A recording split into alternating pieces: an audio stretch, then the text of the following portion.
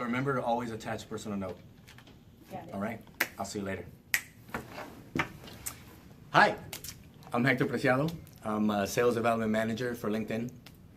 You know, oftentimes when people find out that I work at LinkedIn, one of the first questions they ask me is, how do I decide who to add to my network? Like, if you're like most people on LinkedIn, you're going to constantly be getting invitations from people so you could be able to connect. So I want to share with you today my top tips for who to decide to add to your network. Follow me into my office. So when deciding who to add to your network, you could consider a number of things, right? Let me show you my top 3 tips. Number 1, one of the first things that I always ask myself is, did this person send me a personal note when they invited me to connect on LinkedIn?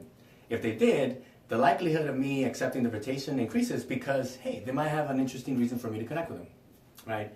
The second thing I look for is network value. So I ask myself, how much value am I adding to their network? And how much value are they adding to my network?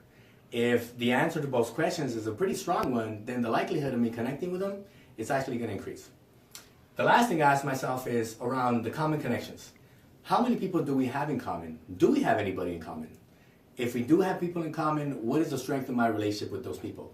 If I already know them, if I trust them, if they're people that are adding value to my network, then the likelihood that I'm going to accept the invitation actually increases, right? So when you're thinking about accepting people's invitations, I would encourage you to do like me and think about these 3 things. It could help you build a very strong network in the future. Thanks a lot for listening.